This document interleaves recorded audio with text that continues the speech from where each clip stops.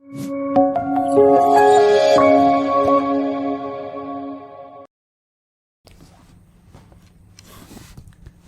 alaikum, I'm Dr. Sana from tabiuacademy.com. Today we'll be looking at reproduction. Reproduction is the process in which the existence of a species is maintained. एक species की population को constant रखने के लिए reproduction लाजमी है, क्योंकि as organisms die, they must be replaced. So this is the way we replace or replenish the population.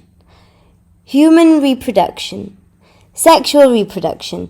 अब दो तरह की reproduction होती हैं, एक होता है asexual, दूसरा होता है sexual. अब plants वगैरह में usually asexual reproduction होती है, लेकिन humans में sexual reproduction.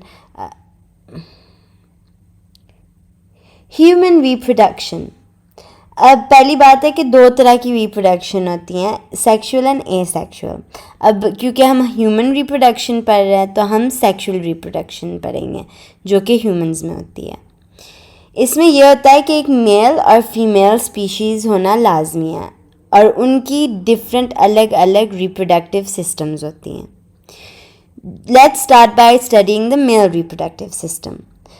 एक्सटर्नल जेनिटालिया होता है, इंटरनल जेनिटल ऑर्गन्स होते हैं. जो एक्सटर्नल है वो बाहर से जो नज़र आता है, लाइक जो स्किन वगैरह होती है वो, और जो इंटरनल ऑर्गन्स हैं वो हमें बाहर से ऑब्वियसली नज़र नहीं आएंगी. तो एक्सटर्नली आपको ये नज़र आएगा कि असल में this is like the lower abdomen समझ लो. तो लोअर एब्डोमेन से ही स्किन आता है जो कि ऐसे एक सैक बनाता है. अब इस सैक के अंदर टेस्टीज होते हैं और इस सैक का नाम है स्क्रोटम. टेस्टीज में स्पर्म बनता है और टेस्टोस्टेरोन रिलीज होती है, वो हम अभी बात करेंगे. लेकिन the external genital organ number 1 is the scrotum, दूसरा है the penis. This is a way in which के एजैकुलेट फीमेल रिप्रोडक्टिव सिस्टम में रिलीज होता है, यानी कि it's a way of transferring sperm into the female reproductive system जो कि लाजमी है फॉर रिप्रोडक्शन.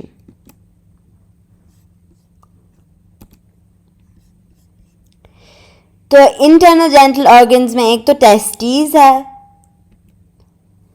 ये देखें, एक टेस्टीज है, फिर एपिडिडमस. एपिडिडमस उसके टेस्टीज के ही रेयर पे होता है, वो हम अभी पढ़ेंगे. और फिर वो बन जाता है वास डेफरेंस, या इसको हम डक्टस डेफरेंस भी कहते हैं, इसके दो नाम हैं. फिर ये एंड हो जाता है इन द यूरिथ्रा. अब urethra is not a part, और फिर ये कनेक्ट होता है विद द यूरिथ्रा और फिर इसी तरीके से स्पर्म रिलीज होता है. लेकिन इन तीनों के अलावा टेस्टीज, एपिडिडमस और वास डेफरेंस के अलावा रास्ते में इधर एक सेमिनल वेसिकल होती है और प्रोस्टेट ग्लैंड्स होती हैं एंड बल्बो यूरिथ्रल ग्लैंड्स. अब ये तीन हम इनको एक्सेसरी ग्लैंड्स कहते हैं. They basically release substances which contributes to the production of semen.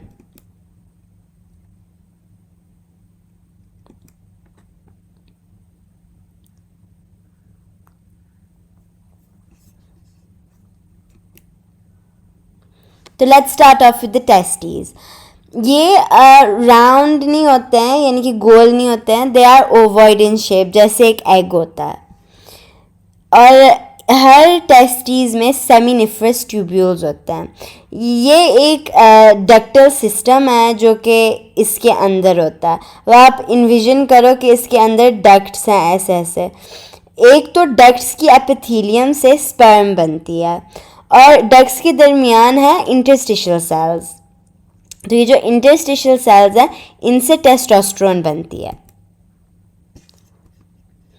तो द जर्मिनल एपिथेलियम, यानी कि जो सेमिनिफरस ट्यूब्यूल्स की एपिथेलियम है वो डिवाइड होती है इनटू स्पर्मेटोगोनिया. फिर स्पर्मेटोगोनिया मैच्योर होती है इनटू प्राइमरी स्पर्मेटोसाइट्स. ये फिर डिवाइड होते हैं इनटू सेकेंडरी और फिर इवेंचुअली ये डिफ्रेंशिएट हो जाता है इनटू स्पर्म.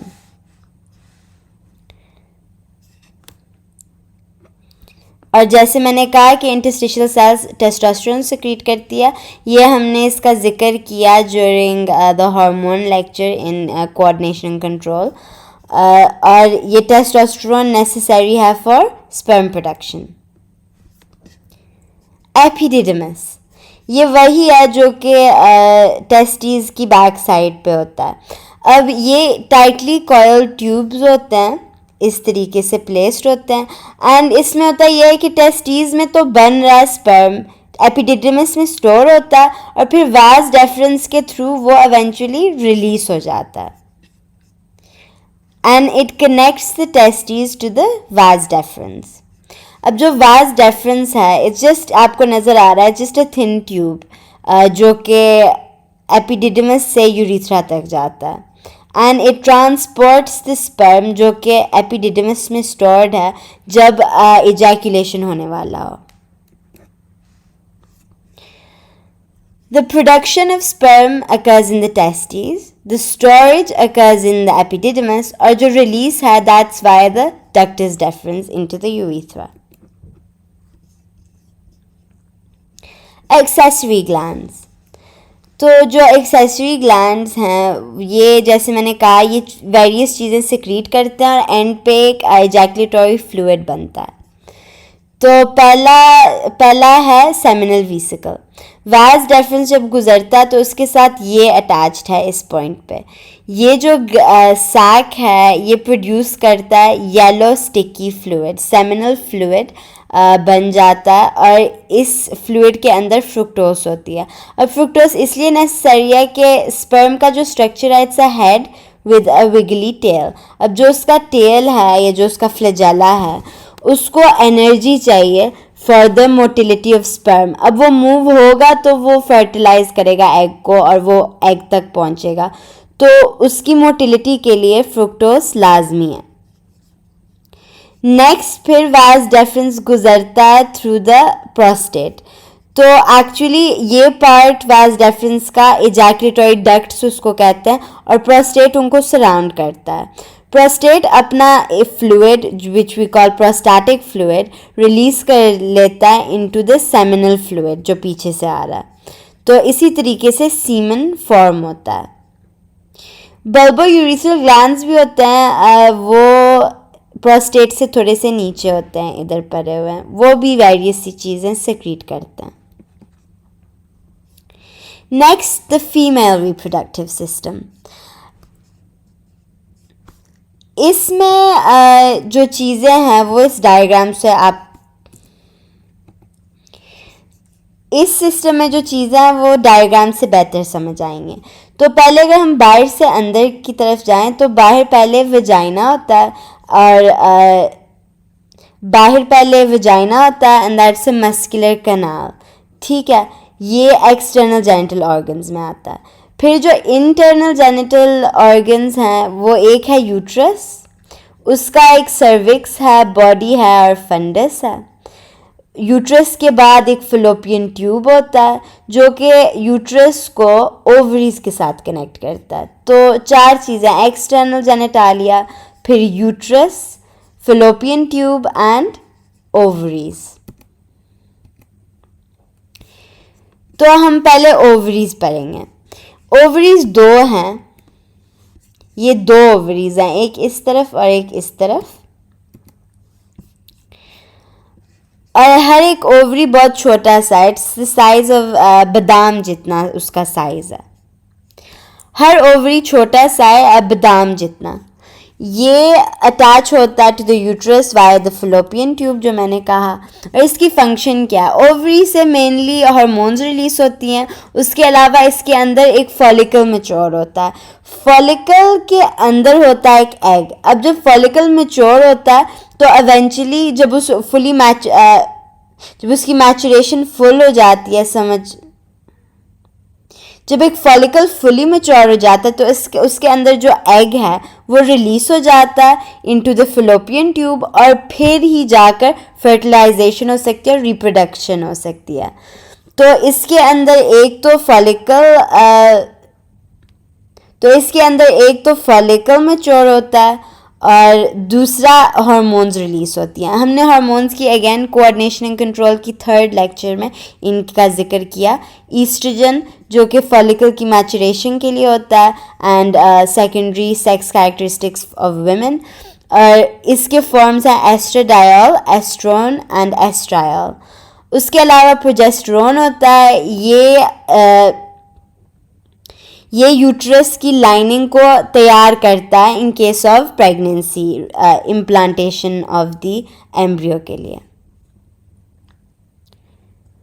तो ये भी सिक्रीट ये अगर प्रेगनेंसी हो जाए तो फिर ये सिक्रीट होने लग जाता है प्लेसेंटा से, ताकि प्रेगनेंसी को मेंटेन कर सके यूट्रस। रिलैक्सिन, ये लिगामेंट्स को रिलैक्स करता है ताकि बर्थ कनाल थोड़ी सी खुल जाए और चाइल्ड बर्थ को फैसिलिटेट कर सके। Inhibin, this inhibits FSH production. Fallopian tubes, तो ये वही ट्यूब्स हैं जो मैंने आपको दिखाई थी from the uterus to the ovaries. तो ये अगेन 2 हैं, 1 ऑन ईच साइड। ये जहाँ पे ये कनेक्ट होते हैं, ओवरी के साथ दे आर वाइडर, और यहाँ पे फिम्ब्रिया भी होता है। अब fimbria is a brush border, और ये क्या करता है, ये स्वीप करता है। जब एग मैच्योर हो जाता है ओवरी में तो वो रिलीज होता है, और इस ब्रशिंग एक्शन से वो एग आ जाता है फिलोपियन ट्यूब में। तो ये जैसे एक ब्रश हो।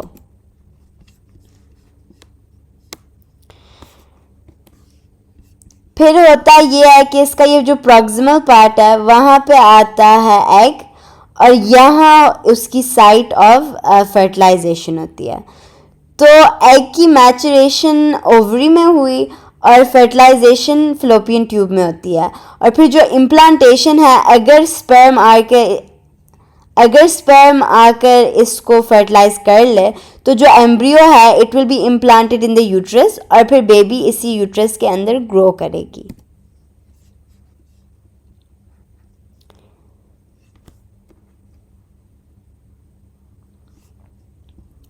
Uterus, again this is the site of implantation. इसको हम कोक भी कहते हैं या वूम, और इसके अंदर बेबी डेवलप होता है, ग्रो होता है। तो दिस इज़ ओनली यूज्ड जब फर्टिलाइजेशन हो जाए। ये डिवाइड हो जाता है इनटू 3 पार्ट्स। इसका ये जो ऊपर वाला पार्ट है वो फंडस है, वो फिलोपियन ट्यूब से कनेक्टेड है। फिर आ जाता है बॉडी, ये वो जगह जहाँ पे बेबी ग्रो करती है। और फिर cervix, cervix is narrow, it's like a neck. तो ये जो नेक है ये, और फिर आ जाता है सर्विक्स। ना this is a narrow kind of, it's like a neck. तो ये इधर एक म्यूकस प्लग बनता है, और उस म्यूकस प्लग की वजह से जो यूट्राइन कंटेंट्स हैं वो निकल नहीं पाती। लेकिन जब ओव्यूलेशन का टाइम हो, यानी कि जब एग यहाँ हो and it's ready to get fertilize, तो तब ये जो म्यूकस प्लग है वो पतला हो जाता है ताकि स्पर्म यहाँ आ सके और इसको फर्टिलाइज कर सके। एक्सटर्नल जेनिटालिया, मैंने ब्रीफली बताया था कि ये vagina is the main external genital organ and it's a muscular canal that extends from the cervix of the uterus to the vulva. Vulva और वजाइना के दरमियान एक मेम्ब्रेन होती है जिसको हम हाइमेन कहते हैं, और ये वजाइना बेसिकली वो कनाल है जहाँ से स्पर्म गुजरता है। तो it's kind of like a tunnel for the sperm to reach the egg. Birth canal, तो ये एक रास्ता है जो स्पर्म के लिए बना है ताकि वो एग को फर्टिलाइज कर सके। Birth canal, vagina also acts as the birth canal, यहीं से बच्चा निकलता है और ये इसीलिए इलास्टिक होता है। It's protected by labia minora and majora. Ovulation, अब जैसे मैंने कहा कि ये ओवरी है, तो ओवरी के अंदर एज यू कैन सी एक फॉलिकल मैच्योर हो रही है। दिस इज अ फॉलिकल और फिर जब वो मैच्योर होती है इवेंचुअली ये अपना ये छोटा सा एग है ये इसको रिलीज़ कर देती है, ये रिलीज़ कर देती है इनटू द फेलोपियन ट्यूब। अब जब ये फेलोपियन ट्यूब के अंदर होती है तो that's the time of ovulation, वो तब it's ready to be fertilized. अगर स्पर्म आ जाए तो वो उसको ईजिली फर्टिलाइज कर सकता है, तो this is called ovulation and it's stimulated by luteinising hormone जो कि एंटीरियर पिट्यूटरी से रिलीज होता है and it occurs at day 14 of the menstrual cycle. अब menstrual cycle है क्या? इट्स अ reproductive cycle, यानी कि ये जो reproductive system के साथ होता है cyclic changes आती हैं हर महीने और different days पे आती हैं। तो day 1 to 5 is called the menstruation period। अब यहाँ पे क्या होता है कि जो follicle है नया वो mature हो रहा है और जो यूट्रस है उसकी लाइनिंग ब्रेक डाउन हो रही है। अब वो ब्रेक डाउन इसलिए हो रही है क्योंकि जो पुराना एग था वो फर्टिलाइज नहीं हुआ, तो जब वो फर्टिलाइज नहीं हुआ तो अब जो यूट्रस तैयार हुआ था वो बहुत ज़्यादा थिक और सिक्रीटरी हो गया था, वो सब अब उसने दोबारा उसको शेड करना है। तो this is the shedding phase of the uterus and at the same time in the ovaries a new follicle is maturing। वो जो follicle है it continues to mature till the 14th day। फिर 14th 15th day के around क्या होता है कि वो एग रिलीज हो जाता है क्योंकि follicle अब fully mature है। यहाँ डे 5 के बाद यूट्रस में मज़ीद कोई चेंजेस नहीं आती हैं, शेडिंग रुक जाती है और मेंस्ट्रुएशन रुक जाती है। ओव्यूलेशन की पीरियड में एग अब फ्लोपियन ट्यूब में है और अब ओवरी में ये हो रहा है कि एक जो पीछे बचता है ना, हमने देखा था कि हमने ये इस डायग्राम में आपको नज़र आ रहा है कि एग तो छोटा सा है लेकिन फॉलिकल बहुत बड़ा है। अब जो बाकी ये चीज़ें फॉलिकल की they need to break down. अब ये इसको हम कॉर्पस लुटियम कहते हैं। जब ये कॉर्पस लुटियम बनता है तो ये प्रोजेस्टेरोन रिलीज करवाता है ओवरी से। जब प्रोजेस्टेरोन रिलीज होता है तो वी नो कि प्रोजेस्टेरोन यूट्रस को दोबारा तैयार करता है इन केस ऑफ प्रेगनेंसी। तो यूट्रस स्टार्ट्स टू थिकन, उसकी लाइनिंग थिक होने लग जाती है और सिक्रीटरी होने लग जाती है और at the same time egg जो है वो फ्लोपियन ट्यूब में है। फिर जब प्रोजेस्टेरोन कम हो जाता है तो दोबारा जो चीज़ मेंटेन कर रही थी यूट्रस की लाइनिंग को, that was progesterone. When that stops being released due to, तो जो चीज़ यूट्रस की लाइनिंग को थिक मेंटेन कर रही थी दैट वाज प्रोजेस्टेरोन। जब कॉर्पस लुटियम नहीं रहता तो फिर प्रोजेस्टेरोन भी कम हो जाता है और फिर दोबारा मेंस्ट्रुएशन वाला पीरियड शुरू हो जाता है, यानी कि शेडिंग होती है यूट्राइन लाइनिंग की।